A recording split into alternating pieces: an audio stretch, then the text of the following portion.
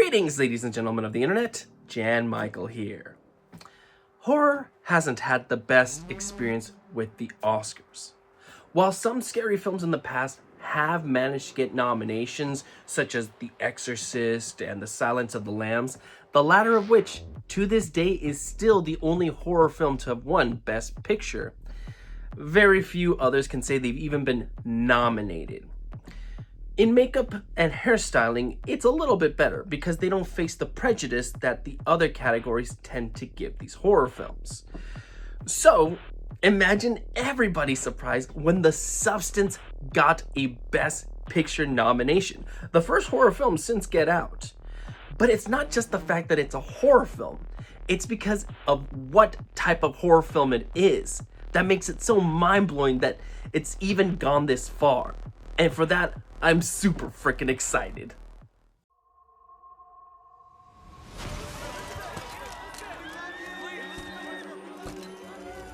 People always ask for something new. It's inevitable. At 50, well,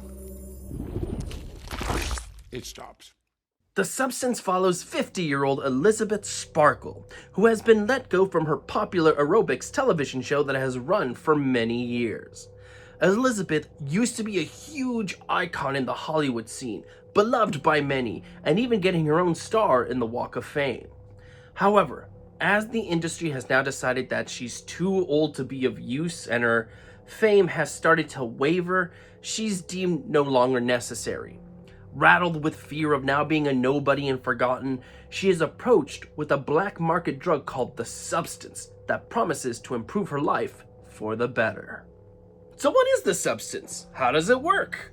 Well, when you take the drug, a younger version of yourself is basically ripped from you, from your back, and you are conscious of everything they are doing while your body's in a coma-like state.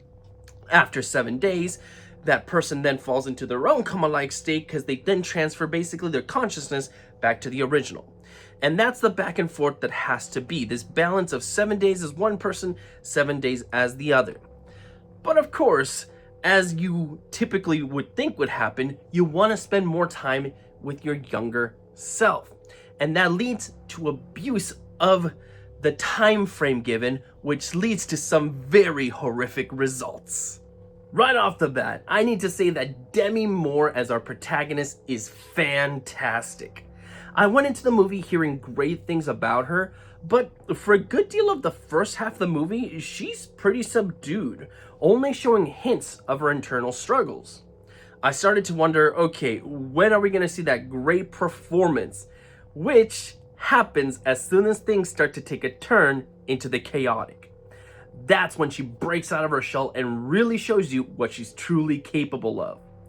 Many people have pointed out how much of a connection they felt from her mirror seeing alone. But as a whole, I think her character is one that many people will find some form of familiarity with. If not now in your life, give it some time. Also holding her own is Margaret Qualley, who plays the younger version of Elizabeth, who calls herself Sue. She also starts off as one thing, as this young, bubbly, energetic, sexy person who then transforms, both literally and figuratively, into a monster of sorts. Dennis Quaid as the slimy producer is also fantastic here. He's hamming up every scene he's in. And there are some great close-up shots where you're almost disgusted just by him eating or just the way he talks, his smiles. It's definitely meant to elicit this gross reaction, and it achieves it. These three actors are like the trifecta that make the whole thing run as smoothly as it does. But of course, we gotta talk about the giant, monstrous elephant in the room. If, for whatever reason, you haven't seen the film yet, or don't know what the third act involves, I'll try to keep things as vague as I possibly can for the review, but know that I'm gonna have to spoil some stuff for you. Essentially, the third act goes full-on bonkers in all the right ways. It is one of the most gruesome things you will encounter in 2024, with maybe the exception of Terrifier 3. Only Terrifier 3 is nominated for makeup and hairstyling. I've heard many people, some of who state they have iron stomachs, say how close they got to throwing up towards the end of the film. And while I personally never got there myself, what you do witness is so intense that there's no way you will ever think about the film without thinking about that third act. Now, what I gotta say next, I know is probably gonna piss some people off, but I have to be truthful to my experience. And as insane bonkers as the ending is, as gruesome as it is, I didn't think it was as bad as a lot of other people made it out to be. And I think a part of it is because so many others were hyping up that third act that my mind started going crazy with the possibilities of what could transpire there. I even started eating a bunch of popcorn towards the end going, oh fuck yeah, I'm ready to blow chunks all over this bitch. And then ultimately when we got, I'm like, okay, that's cool, but is that it? Oh, okay, the blood, okay, I mean, all right, I mean, it's something, but it does start to feel overindulgent by the end, because I think it does drag on a bit too long. So I was left somewhat underwhelmed by the finale, but I truly do think it is that overhyping of it that really soured that experience. If I didn't know anything about going into it and that scene just came up out of nowhere, I think I would have been much more engaged with it. So if you haven't seen the film yet, but you know exactly what's going to happen, or they've been hyping it up for you, be prepared you may be let down a little bit. Or maybe it's just a me thing. I have no idea. But again, I gotta be truthful to my experience, and that's what I experienced. But look, apart from that, I really can't think of anything bad to say about the film. On a technical scale, it's very well shot. It's well edited. The sound is amazing. The score is memorable. Maybe the film drags on for a bit too long, but there's not much else to it other than that. I suppose if I really had to nitpick, it would be I would have liked to have known more about the substance itself. And as the younger doppelganger pops up, I wanted to know really how the inner machinations of it work, from the mind being transferred, are they completely conscious, so on and so forth.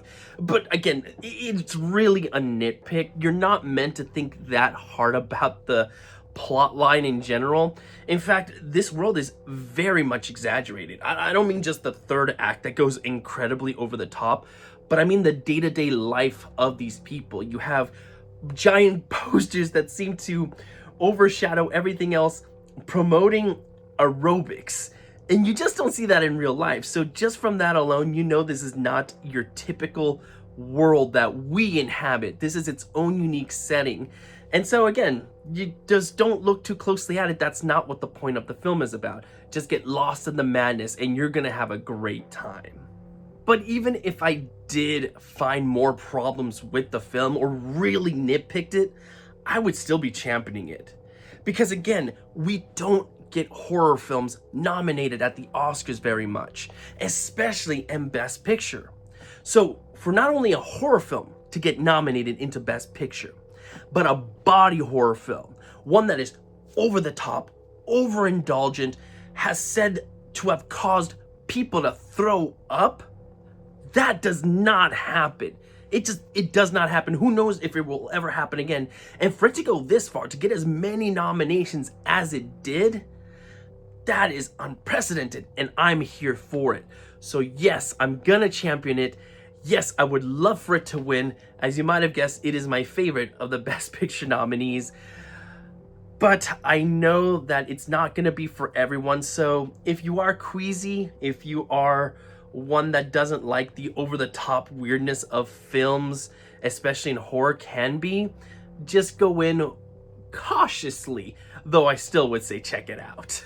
So yes, sign me up for a dose of the substance, because I give The Substance a 4.5 out of 5 with a recommendation to buy it. You're gonna want to show this to others. You're gonna want to talk about that ending with others. And as time passes, this is gonna be a great film to surprise those people that were oblivious to when it released. And you can't put a price on that type of experience.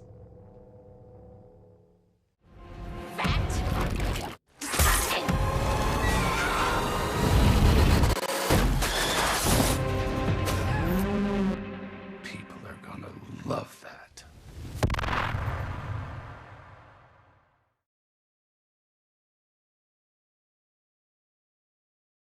What a journey it's been. We've had some great films, we've had some good films, and we've had a dud. But hey, there's 10 nominees, so that's a pretty goddamn good ratio. The only question now is, will the final nominee take us out on a high note?